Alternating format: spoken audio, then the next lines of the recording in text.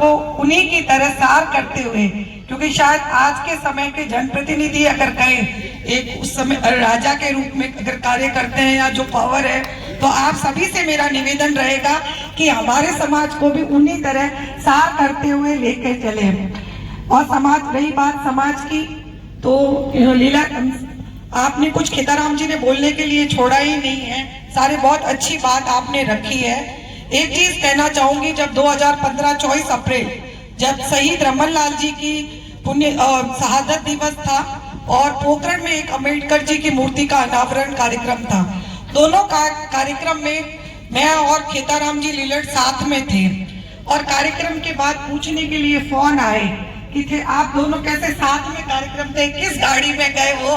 तो मैंने वापस उस समय बोले एकदम धमकी बड़े अंदाज में, नहीं प्रमुख बनी थी 2015 में फरवरी में और अप्रैल की बात है। मैंने कहा आज तो कॉल कर दिया है, ये पद वद साइड में रहे। जहां मेघवाल समाज में अगर समाज के लिए अगर हम नहीं जा सकते तो ऐसे पद को मैं आज ही ठुकराती हूँ। तो मैं इतना ही कहना चाहूंगी, मुझे आज आप आए तब अपन साथ में कार्यक्रम, उस समय कई प्रश्न चिन्ह हुए, तो मैं यही कहना चाहूंगी हमारी पार्टियां भले अपने जगह, लेकिन शायद जिस समाज में मैं जन्मी हूँ और जिस समाज ने मुझे यहाँ तक पहुंचाया है, उस समाज के लिए मैं जीवन पर्यंत अगर खड़ी नहीं रहूं तो शायद मेरा ये जीवन ही व्यर्थ है। इससे ज्यादा मैं समाज के लिए कुछ नहीं कहना चाहती। हमारे एमएलए साहब किन्हीं कारणवश हमारे उपस्थित नहीं हो पाए हैं। 4 साल प्रमुख कार्यकाल में उनके साथ काम करने का मौका मिला।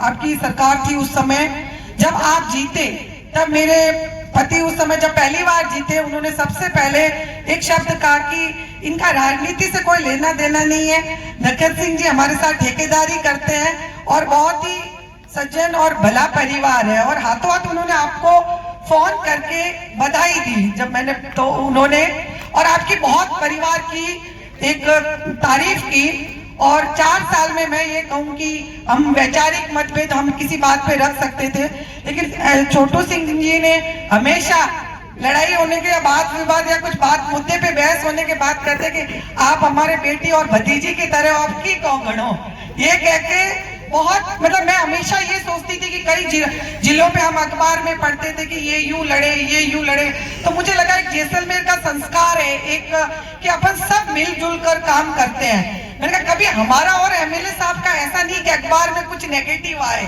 लेकिन हम सब मैं आज वो उनके अनुपस्थिति में कहना चाहती हूँ कि 4 साल में हमने पूरा, जहाँ विकास की बात थी, जैसलमेर जिले की बात थी, पूरा मिलकर कार्य किया। और मैं चाहती हूँ कि वो एक सौहार्दपूर्ण एक वातावरण बना रहे।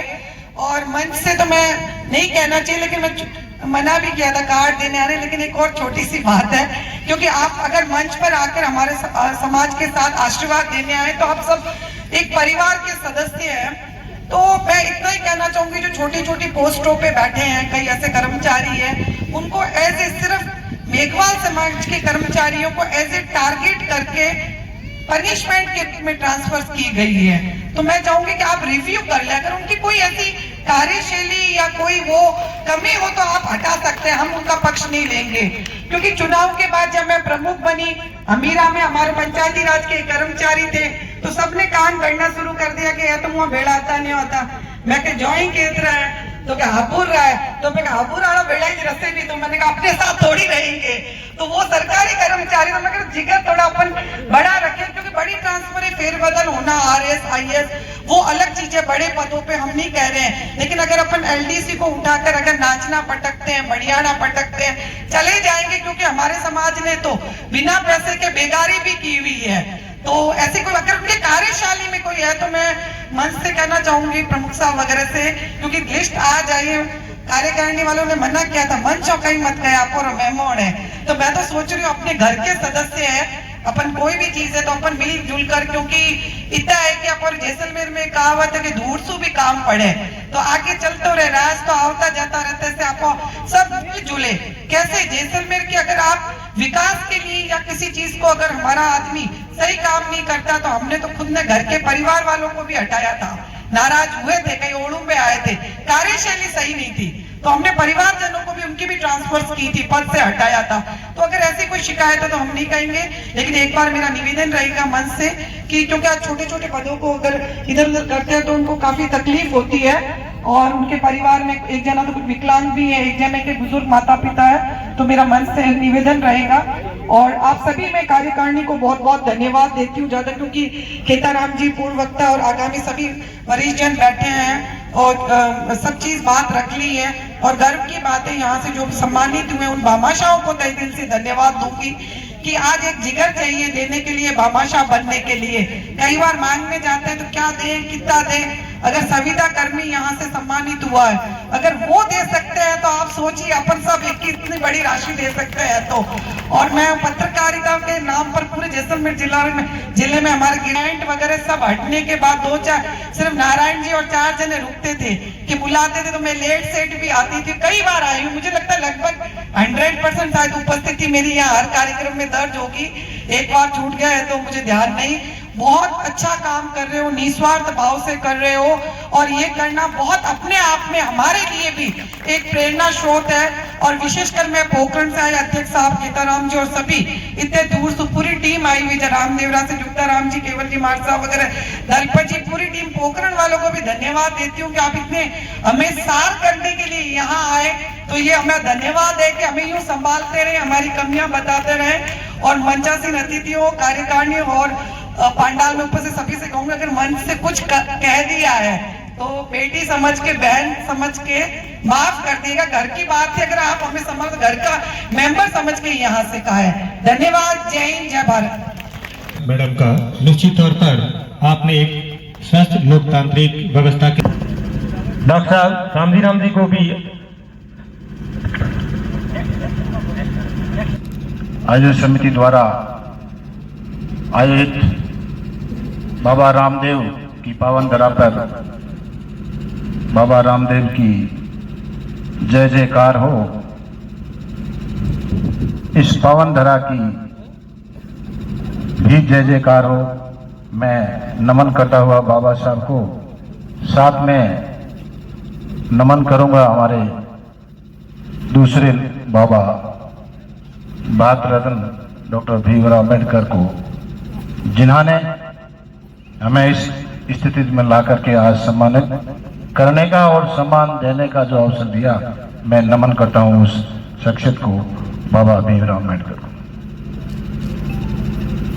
जैसे कि पूर्व वक्ताओं ने बता दिया है, विरासत से इस जमीन का अलॉटमेंट हो ही चुका है, और आज की जो समय में अलॉटमेंट के जो नुमाइंदे कहें या जो भी अधिकृत कहें, वो अपने सामने हैं।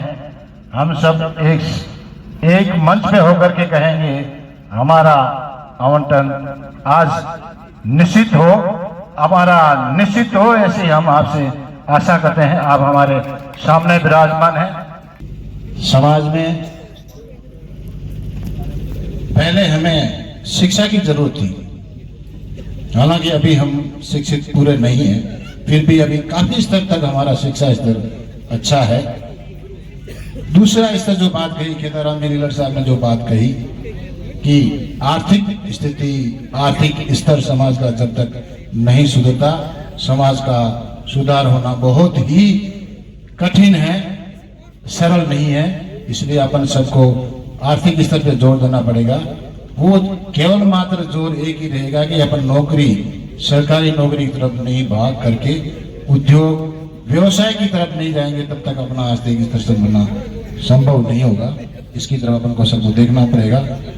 ये एक समाज की धरोहर है, इसका आप सबका सहयोग, अपन सब सहयोग एक साथ करके अपन इसको विकसित करने में लगाएंगे तो ही अपना ये पावन धरा विकसित होगी, ऐसी हमारी आशा है। और आशा भी करते हैं जो भी सहयोग होगा प्रत्येक अपने तन मन धन से इसमें सहयोग करें। मैं आशा करता हूं आज और सम्मान करता हूं इस पूरे मंच को। कृपया नाम लेकर के नहीं कह रहे, क्योंकि कार्यक्रम बहुत लंबा हो चुका है और अतिथि का समय भी आ रहा है, फोन भी आ रहे हैं, इसलिए मैं शॉर्ट में कहता हुआ बाबा रामदेव भीष्म की समाज सम्मान की समिति की तरफ को मैं सभी को हार्दिक तहे दिल से स्वागत करता हुआ, सम्मान करता हुआ आप सबका आभार प्रकट करता हूँ कि आपने हमें समय दिया। जय हिंद, जय बाबा, जय रमापीर। जब तक समाज में व्यावसायिक जागरूकता नहीं आएगी तब तक उन्नति कहीं ना कहीं पीछे रहेगी।